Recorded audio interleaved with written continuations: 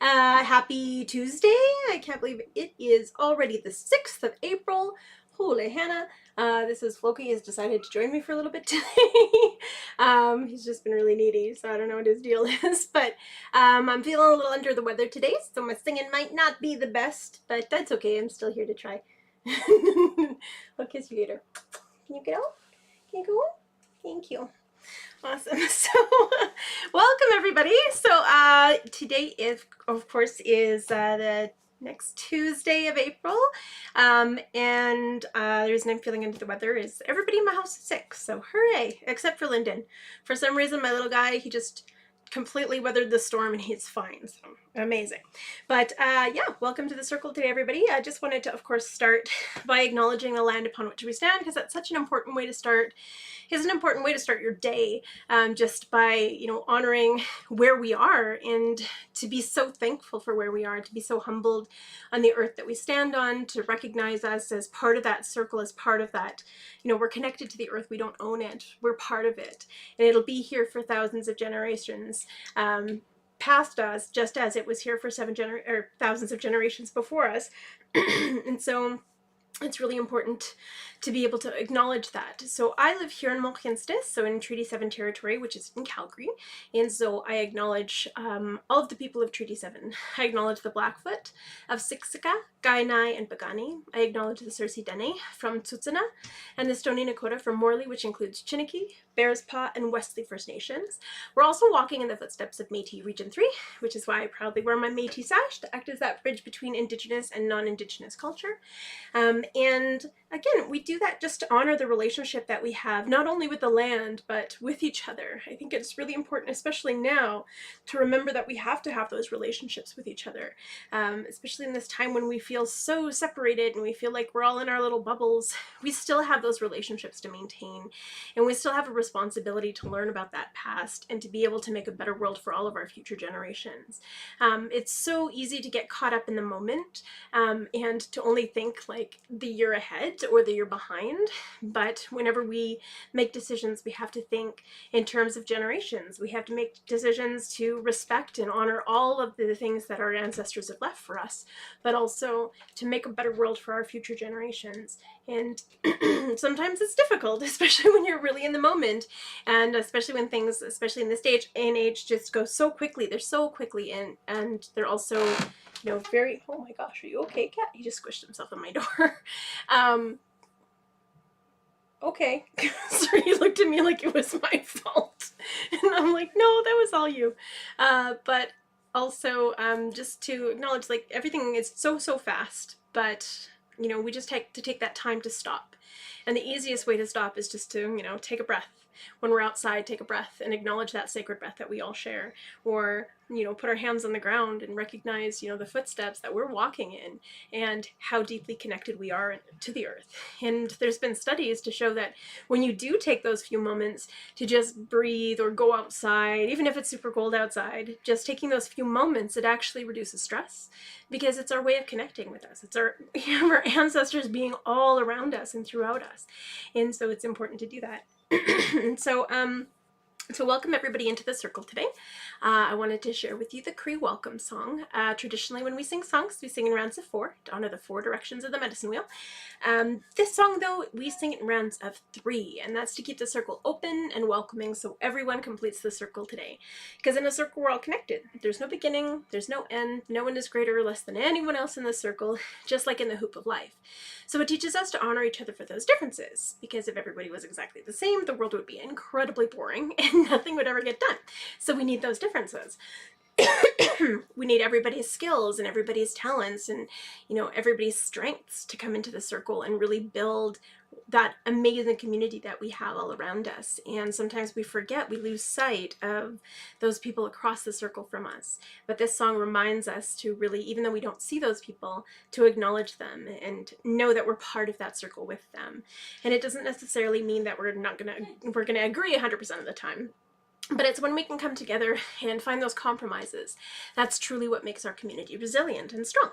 And so Miasin, which is from the Natahau family from Sturgeon Lake Cree Nation, it not only means welcome, it also means Beautiful. So I'm going to stand up to sing. Again, my voice isn't probably the strongest today, but I'm going to give it a shot.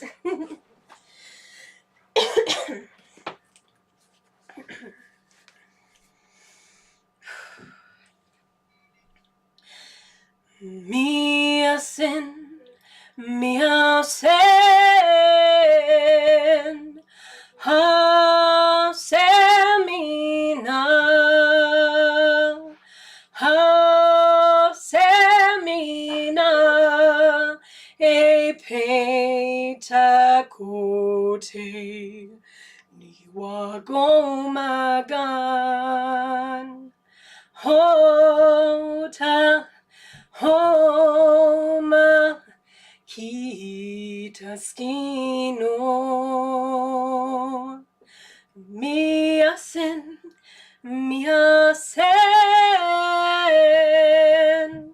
ha semina,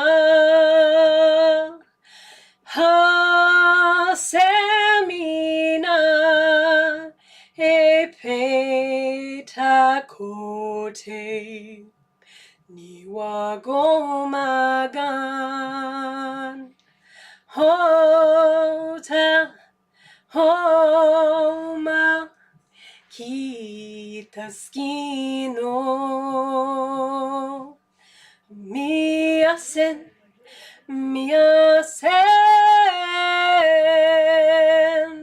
ha semina, ha semina, e peta kote, ni wagomagan, hota, homa, kitaskino.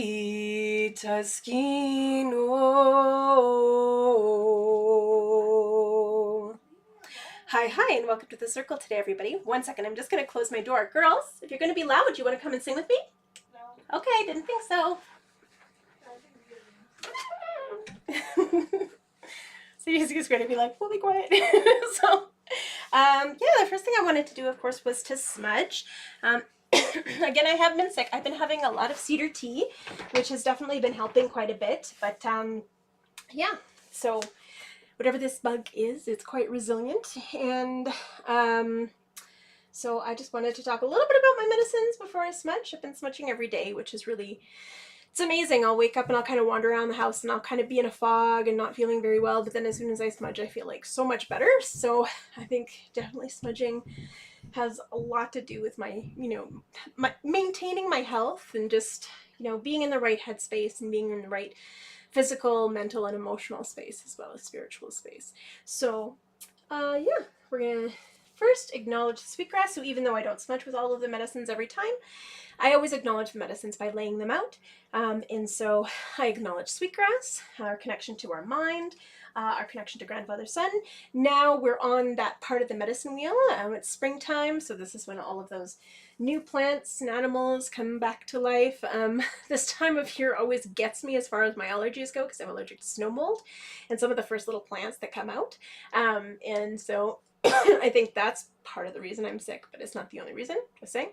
But yeah, so it really acknowledges that new beginnings, that new life, that renewal, and rebirth, which is so important. It acknowledges our childhood, because that's when we're brand new. And it acknowledges our mind because when we're kids, we actually learn the most than we ever have. But it reminds us to always keep that sense of curiosity, because that's truly what, if you stop learning, how are you growing? So it reminds us to just keep growing. In the south, I always lay out my cedar. I've been using quite a bit of it in tea lately. Actually, I just put like 3 or 4 sprigs in my kettle, and I just have been reboiling the same sprigs for a couple of days, and then I dump them and I put new sprigs in and just do the same thing. I've also been using other medicines like bear root and rat root and mint, wild mint. So there's been a few other. I'm throwing ginger in there, and of course something spicy. You gotta burn that stuff out. So I've got these wicked chilies that are just mean to have in tea, but they work really effectively. And so I honor those medicines. And cedar is about really honoring our body, which makes sense that we use it when we're sick. It's really about maintaining that secret breath that we have with the plants, with the animals, the relationships that we have with the earth, and with our own body, to really acknowledge our own body as part of that circle. And so, yeah, I honor the cedar. We have sage. Whoops, it's falling all over the place. So sage here. This is buffalo sage. I'm getting really, really excited to finally pick some buffalo sage. Probably in about a month, maybe a month and a half, there should be some buffalo sage starting to grow. And so I'm super, super stoked to be able to go sage picking soon. Not soon enough. I barely have any left, so soon though. So I'm gonna put that there. I did already pre-bundle some, but this stuff fell out, so I'm gonna put it in my bundle. And then the last medicine that we have is tobacco, which we pray with all the time. We don't actually put it in tea or smoke it or drink it or anything like that. It's symbolic medicine, so we use it to pray. So we thank, elders, knowledge keepers, drummers, singers, storytellers, anybody who's sharing with us and saying thank you for their gifts. Thank you for the gifts that they're sharing from Creator, because Creator gave them those gifts. So you give thanks. Yeah, so I've been gifted quite a bit of tobacco, so I'm very, very thankful. Yay, hooray for sage picking. I'm super stoked for sage picking. And then if you're in a pinch and you actually have to use a medicine, whether it be a 4 directions thing, or for me, this is Kansasa. This is red willow bark. I just picked a whole bunch before the season ended, before everything started to melt. So I was really, really happy. At least I caught some of it on the tail end, and I found a really good place to pick within the city. So I was like, yeah, so I'm really excited about that. But we use this, it's an anti-inflammatory, and so whenever I get migraines, I have a little bit of this in tea, and I actually haven't had a migraine, like a full-on migraine, for over 10 years, so I really do swear by Kansasa, Kennebec, or red willow bark. And so I honor that, and I'm going to smudge today, just to honor the 4 directions that are within the smudge bowl. So the bowl itself is water. Whatever we put into the smudge bowl, that is earth, because it grows from the earth. Doesn't matter what direction that medicine is from, as soon as it goes in the bowl, it's earth. When we light it on fire, it represents fire, and then when we, the smoke going up to Creator, it represents air, because it is traveling up to Creator, up to the air. So I'm going to actually move this over here so I don't have to bend so far. And again, there's no right or wrong way to smudge. It's whatever feels good to you. Yeah. I just really love this little tin. It's so pretty. It's got a little moth on it. Looks like eyeballs from a little while away.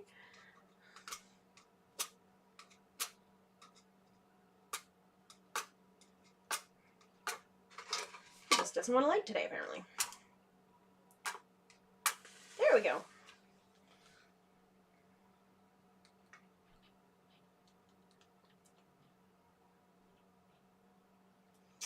Awesome. Now I'm going to fan it with my hand. If you have a feather, you can use a feather or a fan, but never blow on it, because your breath is your life, and your life is precious.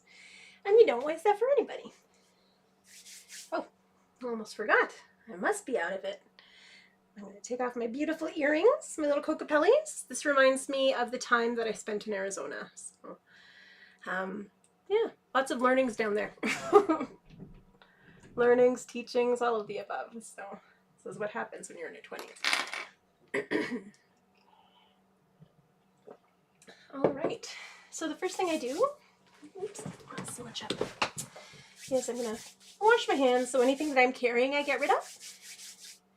Then I'm going to bring it over my body 4 times to honor the 4 directions in my body. Switch my mind so I can think clearly and learn from every person that crosses my path.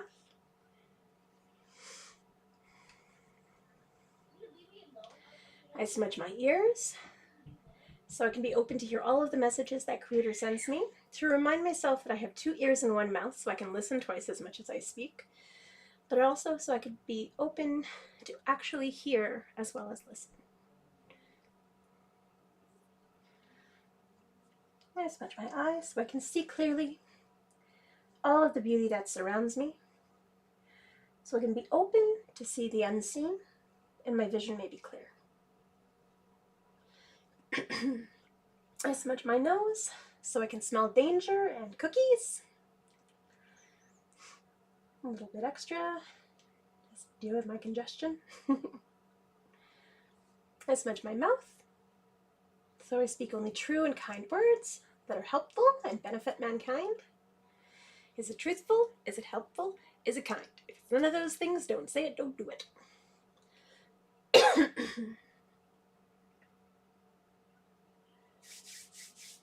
I'll smudge my throat. So I'm very thankful for my voice this lifetime, so I can continue to give voice to the voiceless. Honor that voice that Creator has gifted me. Smudge my lungs so I breathe good, clean air to remind me of the sacred breath that we all share and to keep me humble.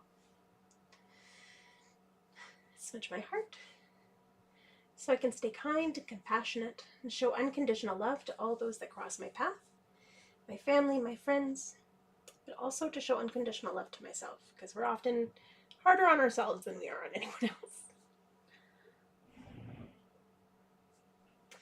I smudge my stomach so all of the food that I eat this day will nourish my body. Also to give thanks for the abundance that we have, and to send abundance to those that do not have it. Smudge my belly button. That's where my spirit speaks to me. That's where Creator speaks through me. That's also where my ancestors speak to me. This is why our intuition is never wrong, because that's who's talking to us.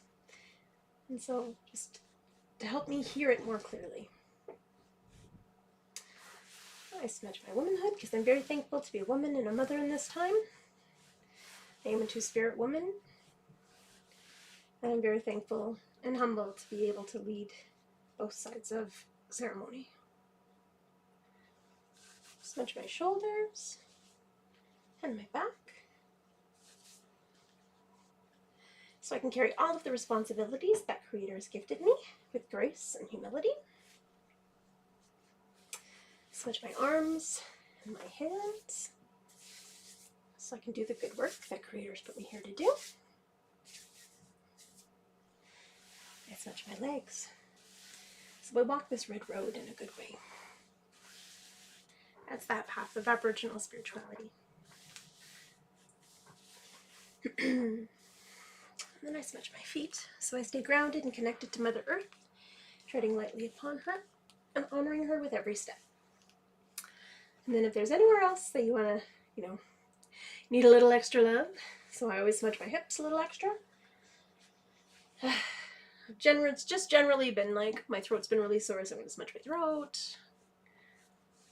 And my general being. And then if there's anyone in your life that you want to send healing to, whether that be physical healing, emotional healing, mental healing, or spiritual healing, you hold them in your heart and you just bring that smoke to your heart and just smudge for them. Send them those good intentions. And then when you're all done, you say thank you, or magwitch, or hi, or merci, or gratia, or xie, or however you say thank you in your language. And yeah, so that being said, I wanted to share the Four Direction song has definitely been in my head, especially because we're transitioning. And we're really seeing that transition of springtime outside, which is really, really lovely and beautiful. And I'm wondering if that Mr. Mouse is going to come and visit me during the middle of my live streams, because it's been like, without fail, he's kind of popped his head in during the live stream. So I am gonna go ahead. Oh, and my mom just texted me. I hope it wasn't anything important. Oh, no. Awesome. So, I'm going to sing the Four Directions song, which is Wende Aho. Robbie Robertson and Udali did this originally. When I learned it as the Four Directions song, but it's also known as the Cherokee Morning Song. It's also known as, Wende Aho. Awesome. Here we go.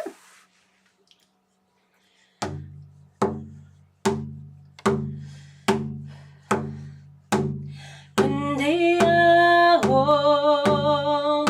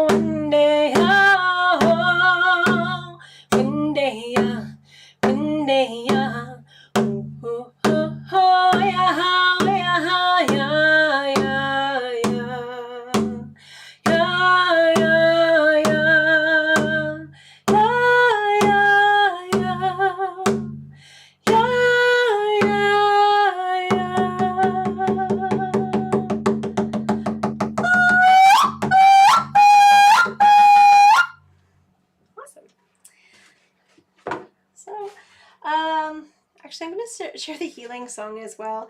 I definitely need it right now. So, yeah, and just to pray for anybody who needs healing at this moment in time. So I've learned this song from a lot of people. Olive Manitopus and Carrie Moore and many wonderful, wonderful elders have shared this song. And it's funny because I've gone to my reserve and I've heard this song shared. And so it's really beautiful how this song really travels because it's really powerful. And so we sing it in rounds of 4, of course, with that heartbeat, which is that healing beat or that women's beat. And at the 3rd round, we actually stop drumming. And in that round, we invite you to hold those people in your life that need healing, those things in your life that need healing. Don't forget to pray for yourself, because if you need healing, you got to get it. But in that silence, it just gives the moment to reflect and think of those things and those people that need healing and really send that energy to them as soon as that drum beat comes back in. And so, yeah, this is the healing song. It's also called the crying song or the wailing song. So in it, sometimes you can hear the tears. And it was a ceremony song for a really long time, but elders have said now is the time that we need to come together to heal as a society. So all nations, the First Peoples, as well as the settlers, everybody has to come together, because the only way that we can heal and move forward is together. And so this is the healing song.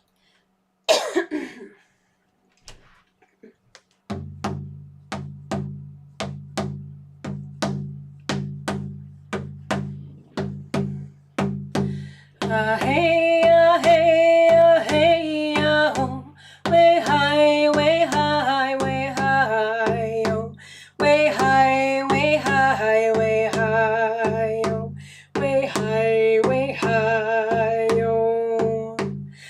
Hey, hey, hey, oh, way high, way high, way high, oh, way high, way high, way high, oh, way high, way high, oh. Hey, hey, oh, way high, way high, way high, oh, way high, way high, way high, oh, way high, way high, oh. Hey, hey, oh, way high, way high, way high, oh, way high, way high, way high, oh, way high, way high, oh.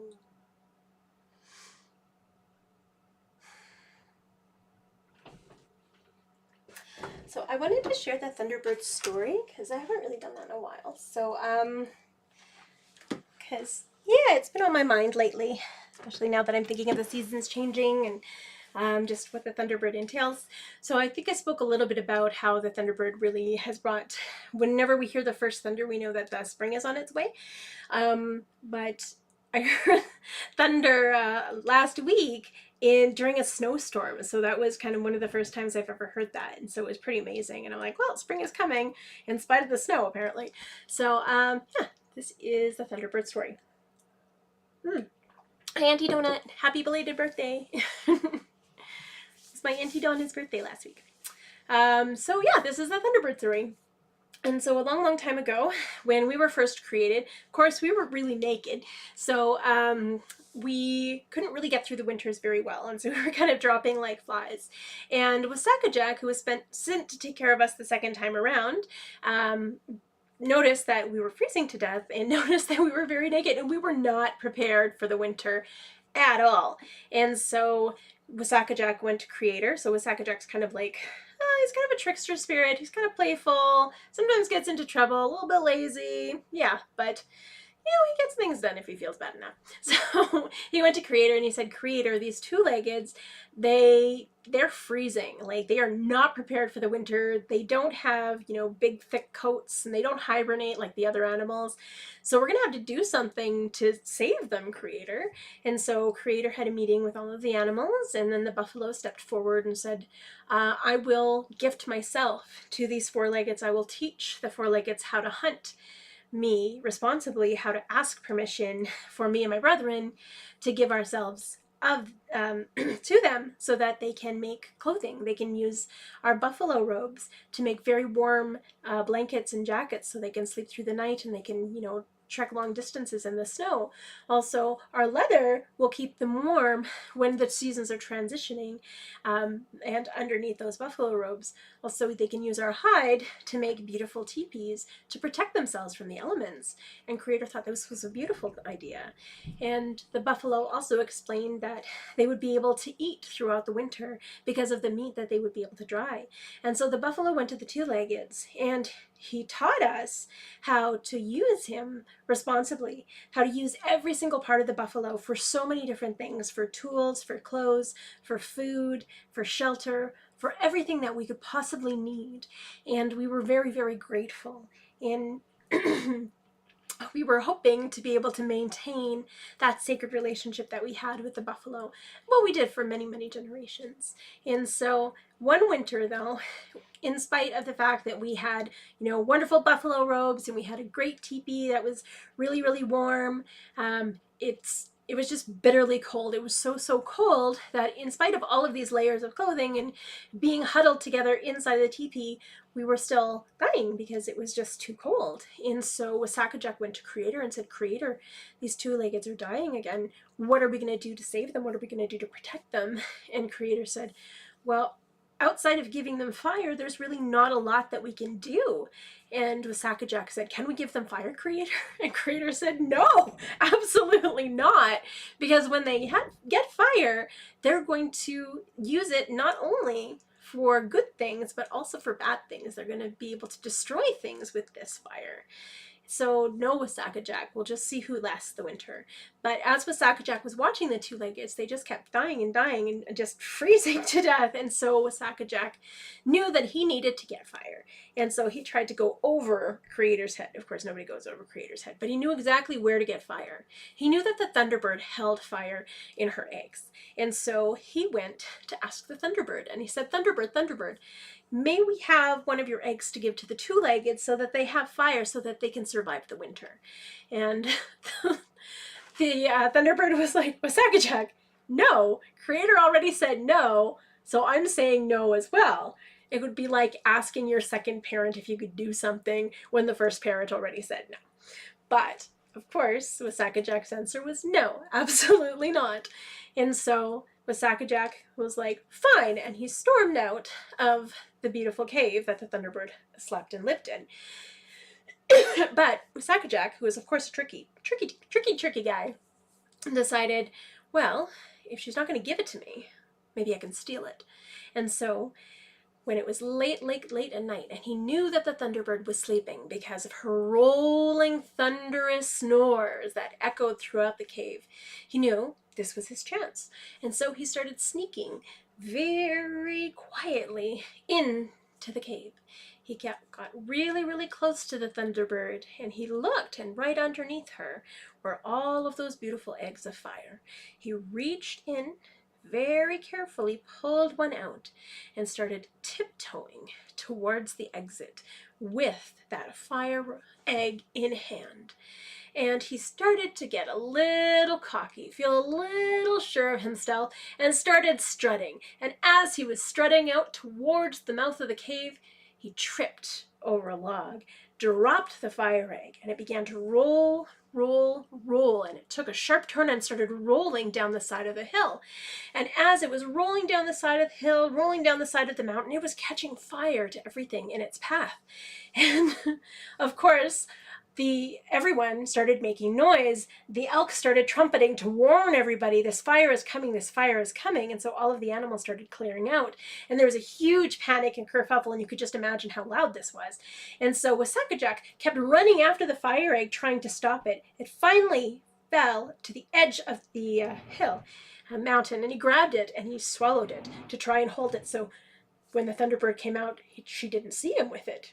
Who knew? And then the Thunderbird, who was angry to be woken up, because who likes to be woken up, came out, and she saw this destruction of this fire going down the hill. And who was at the base of the hill at the end of this trail of fire but Wasakajack? And so she said, Wasakajack, I told you not to steal one of my eggs. And so she dove down towards him, trying to catch him with her lightning claws. And he dodged, and he decided, okay, he had to run away fast. What was the quickest way to run away fast from the Thunderbird? Well, he could become a rabbit, because rabbits can run really fast. So he turned into Wapoose, and he started bouncing. As the Thunderbird zigged and zagged, he zigged and zagged and zigged and zagged. And the rabbits were watching this and thought, huh, what a clever way to get away from predators. And so they began to zig and zag to avoid predators from then on in. And then Wasakajack saw a clearing of aspens, and he ran to the aspens and he said, Aspens, aspens, can you protect me? And they said, no, Wasakajack. And they started shaking because they were so afraid of the Thunderbird. And this is how the lovely little shaking or quivering or trembling aspen, that's how it got its name, because it's scared and it was shaking. And Wasakajack kept going back and forth, zigging and zagging, trying to get away from that Thunderbird. And then he saw a clearing of perfectly beautiful white trees that you could barely see on the background of the snow. And it was the beautiful birch trees. And he knew that he could hide there because he was a rabbit, a white rabbit. Where better to hide? And so he jumped in between and he said, birch trees, protect me, protect me. And they thought, okay, well, of course we'll protect you. From what? And as they looked up, they saw the Thunderbird soaring down towards the clearing of birch trees. And she was so angry. She was trying to get through them to get to Wasakajack. She was tearing at them with her claws and sharply carving these deep burn marks into the beautiful white face of the birch. And so this is why the birch trees now have those beautiful burnt marks into them, because of that Thunderbird. And as all of this commotion was going on, Wasakajack said, Thunderbird, Thunderbird, look behind you. And as the Thunderbird looked behind him, or her, she saw all of the fire spreading. She knew she had to do something, so she soared up in the air. She began to snow and put out all of that lovely fire. But there was a tiny bit of fire that was creeping towards the two-leggeds village. And she watched as the two-leggeds gathered around this fire, and they were warming themselves. But then they began to share the stories of what they had just seen. The stories of the Wapoose and how it has changed direction. The stories of the trembling aspen. The stories of the birch tree and those burn marks. And the story of the magnificent Thunderbird. Thunderbird had never been called magnificent before. And so she took pity on the two-leggeds. And she told Wasakajack, Wasakajack, you may give the two-leggeds fire, but you have to teach them how to use it well. And so Wasakajack went to the two-leggeds and gifted them fire. He taught us how to be proper fire keepers, how to honor the fire as a living being, as a breathing entity, as something that consumes just like us. And this is where our fire teachings have come from. But to this day, I don't think Wasakajack did a very good job, because we're still not as responsible with fire as we should be. And so that is the Thunderbird story. So I'm going to share the Thunderbird song. Another thing that the Thunderbird means to me, and originally before I learned the Thunderbird story, this The Thunderbird to me is like fate or destiny. It's that force that pushes us forward. It's like that gift from our ancestors. And so it reminds us of really making good decisions by thinking those 7 generations behind and thinking those 7 generations forward. But it also reminds us that, you know, we have that Thunderbird inside, that eternal Thunderbird, our intuition, which is never wrong. It's always warning us or trying to usher us on the right path. But if we ignore it too much, eventually, you know, we're going to keep making the same mistakes over and over and over again. And then the Thunderbird will eventually just come and kick us in the butt and put us on the right path. And so that actually happened to me about 9 years ago. I was, you know, drumming and singing on occasion, but I didn't commit myself fully to it, even though I knew this was my path. And every time I was on this path, I was meeting wonderful people, and some of the same really incredible people kept entering into my life. And I always say, when you're on the right path, the same people keep showing up. But I was denying it because I thought, oh, well, this life, like, there's no money in being an artist, and there's no money in being a teacher, and so I'm going to just open up a day home. And the week before I was supposed to open up a day home, I had a really bad feeling, and so I got in the car with my mom. And so as we were driving, the car stalled in between 2 parked cars in front of like the children's hospital, which that never happens. There's never any place to park there. So we thought, well, that was weird. But then a lady came out of her driveway and hit us. Well, first, my mom saw her backing up, and so my mom laid on the horn as I was stepping out to push us out of the way. So I was half in, half out of the vehicle. And then instead of stopping like a normal human, she floored it. And so half my body stayed in the vehicle, the other half kind of got launched. It popped both my femurs out of my hip sockets, rammed them back in, and since then I've had 4 major hip surgeries. So, but I had a choice after that moment. I couldn't walk for about a month and a half after the initial accident. And in that moment, I had a choice. I could either feel bad for myself, or I could figure out, why did this happen? Not, why did this happen to me? But why did this happen? Why did it shift the path that I was on? Because I couldn't open the day home because, well, I could barely lift my own kid, let alone other people's kids. So why did this happen? What do I need to shift in my life? What do I need to change? And had it not been for that accident, I wouldn't be where I am now. I wouldn't have been, you know, doing all of the activism that I was with Idle No More. I wouldn't have been working so hard in, you know, communities and in schools and sharing drumming and singing and culture and stories and so many wonderful things had it not been for that accident. Because that accident, even though it sucked, it put me on the right path. And so sometimes the Thunderbird is like that. Sometimes it's not subtle when it puts us on the right path. But when we look back at it, we're thankful for it. And so, yeah, this is why this song has really gotten me through a lot. Anytime I've had a surgery and I felt kind of like, oh, I feel bummed out, I just think of this song, I drum it, I sing it, and then I know that it happened for a reason. And just to take a breath and enjoy the lessons as they come. But also listen to the Thunderbird the first time so you don't get hit by a truck. So, so this is the Thunderbird song.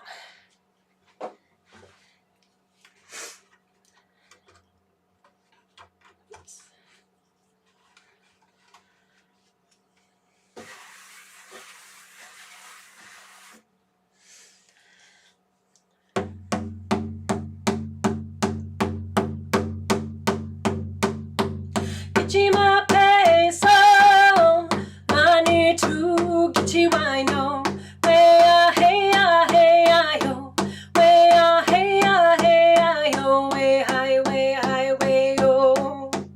Gichima peso, money to Gichiwino.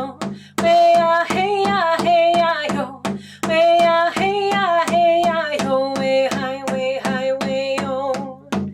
Gichima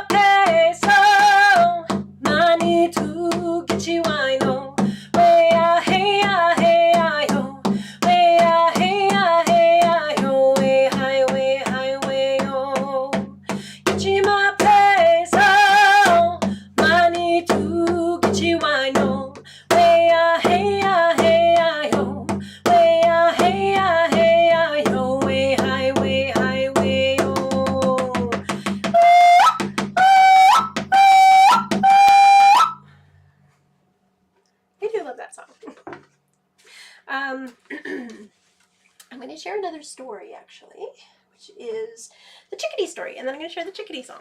So, I think first I'm going to share the way that the chickadee song came to me. So I was in a sweat lodge, and I was asking for a song, and it was really interesting because even when you were in the lodge, you couldn't really hear anything, of course, but as soon as you opened the flap, you would hear these lovely chickadees everywhere, and it seemed like they were getting closer to the lodge every round. And then the third round was so hot, and so, of course, at the end of the round, we opened the flap, and everybody cleared out, except for me. I'm used to sweating in Arizona, so it wasn't too hot for me. And so I was just really enjoying the heat and just enjoying the stillness. And then I heard chickadee, and I looked down, and these little chickadees are all at the door, and some of them are poking in and out. And I'm like, oh, so it's your song that needs to come out. So this is how the chickadee song came through me. And the chickadee teaches us to listen, because if we listen to the chickadee, it actually has like a little pause as it talks to each other or as it talks to other things. So you hear chickadee dee dee dee dee, and you hear that little bitty pause before another one responds, cheeseburger. So it's really cool to hear them talk to each other. Plus, they teach us not to take ourselves too seriously, because I mean, they're a fat happy bird that say their own name, so it's kind of hard to take themselves too seriously. But just to really honor and respect each other's voices is really what they teach us. And so the story that I've heard about the chickadee and how the chickadee originally got its voice is it was a long time ago. There was a man and his wife, and they had 3 kids. They had 2 boys and a girl, and they decided to go hunting. And as they were hunting, they set up camp, and they left their kids in the camp. And so the man and his wife, they went hunting, and they were finding so many. There was such an abundance of game. And then the man passed a bear, and at the time we could actually speak to animals. And well, specifically the bear. The bear's kind of, he knows us, you know, he's a brah. And so the bear warned the hunter. He said, you have to be careful. There's a lot of game, but don't get greedy, because if you take too much, you're going to have to take 2 trips back, and you might lose something important. So the bear likes to talk a little cryptic. And so the hunter said, I'm sure it'll be fine. I'm sure it'll be fine. And so sure enough, the hunter lost track of time. He ended up hunting way too much. He had beautiful game, like some of the best game he had ever seen in his life. And so he didn't want to leave anything behind. And so he had enough to take 2 loads back to the village.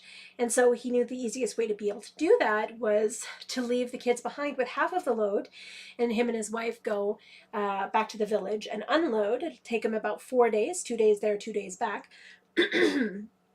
But then they'd come back, and then they'd take the rest of the game and their kids.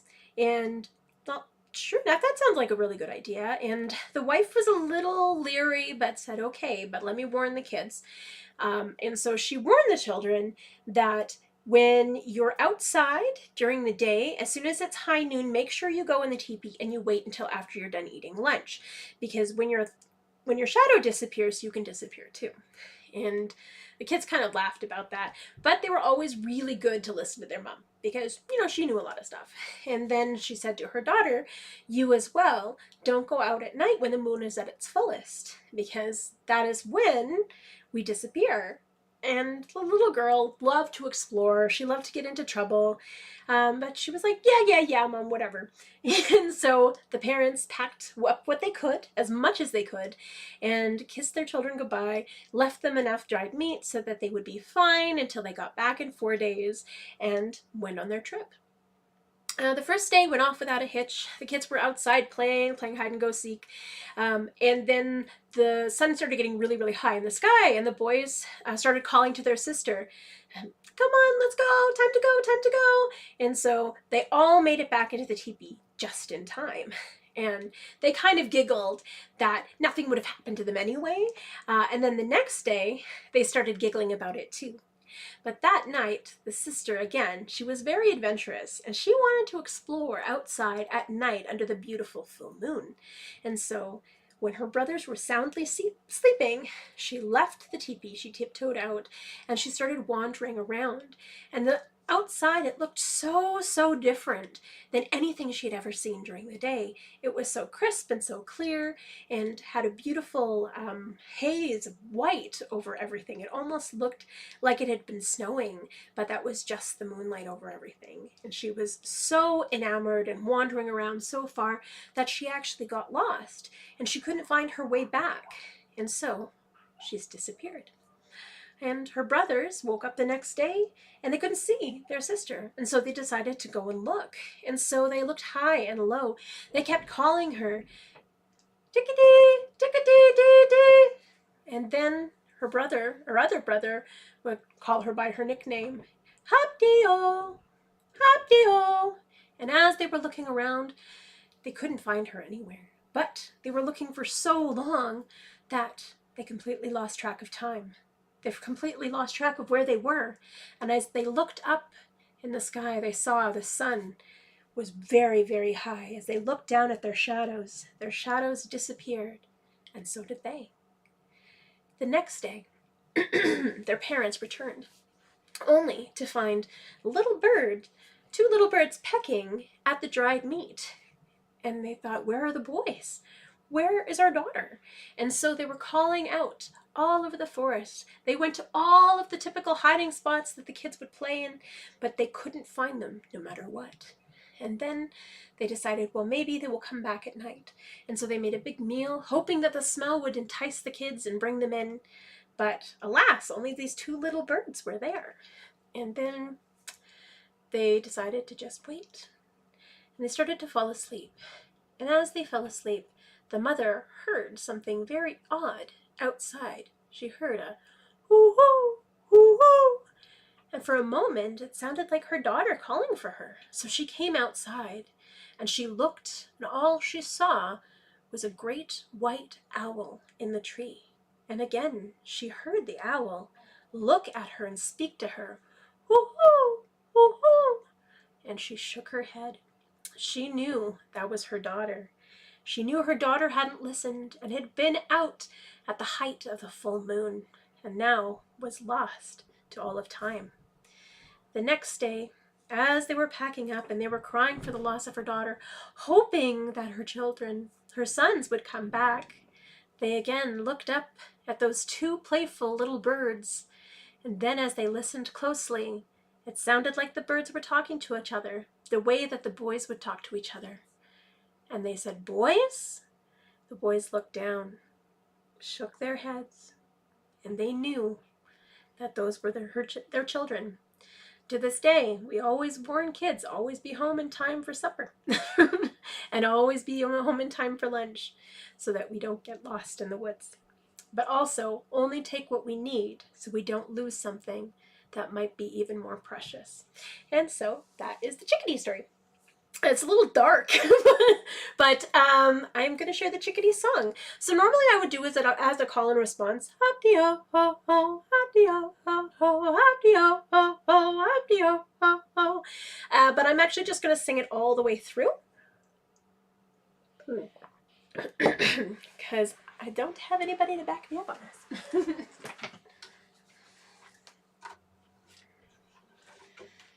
So this is the chickadee song.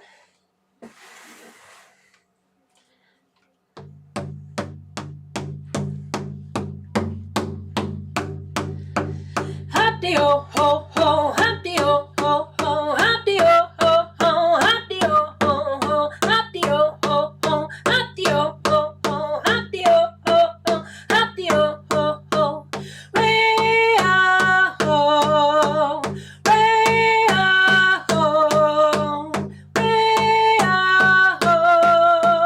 way-ah-ho, way-ah-ho, way-ah-ho.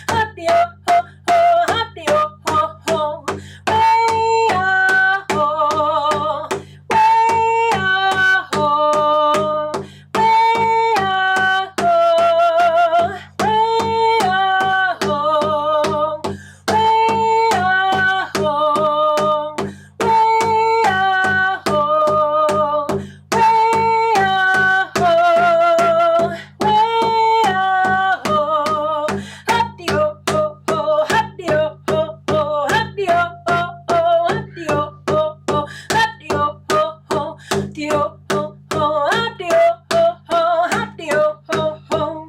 Way-ah-ho, way-ah-ho, way-ah-ho, way-ah-ho, way-ah-ho, way-ah-ho, way-ah-ho, way-ah-ho.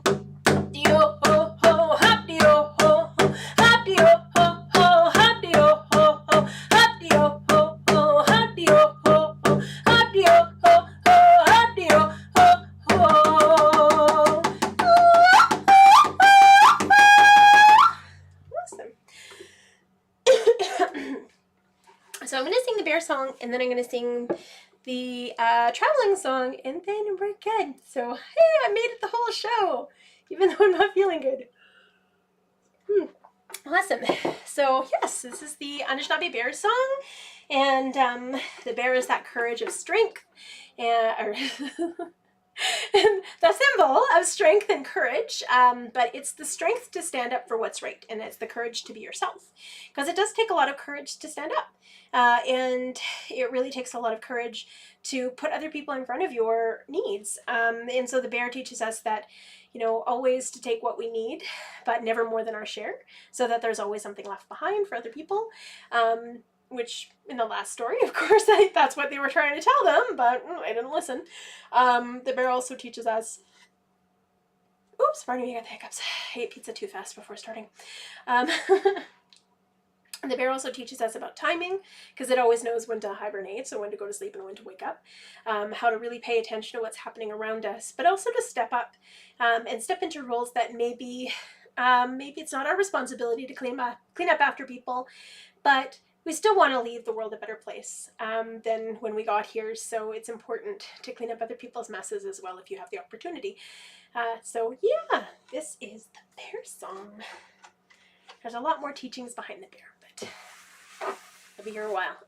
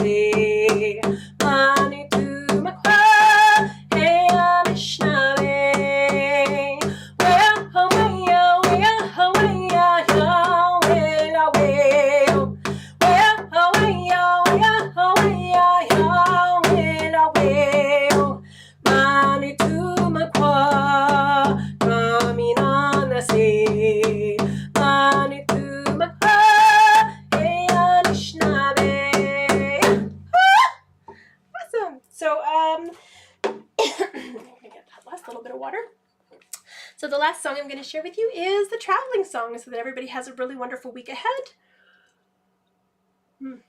May the path be gentle, and yeah, may it connect you to the right people.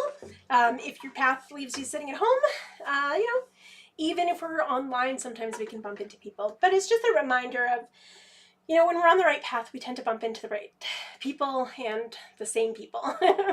So, yeah, if somebody pops into your head, just send them a message. Hi, Sherry. Hi, Cora. And yeah, it's really just about honoring your journey and honoring everyone else's journey as well. Reminding us that we never know the path that somebody else is on. All we know is that we're privileged to be able to walk beside them. And so it's a gift to be able to share this. And this song has kind of come back to me. Originally, I learned it from my one elder, Sharon Prue Turner. And when I thought it was gone because she was gone, a couple of years later, of course, when I was thinking about her the most and missing her the most, I met two wonderful people that I was involved in an incredible stage production with. I was basically kind of like making sure that they had everything that they needed, which was awesome. It was super awesome. It was a great gift. But they shared this song and I was like, oh my god, it came back. So it's a gift. So this is, oh, no worries, Emily. Hello. Yeah, this is the traveling song. I hope everyone has a beautiful week.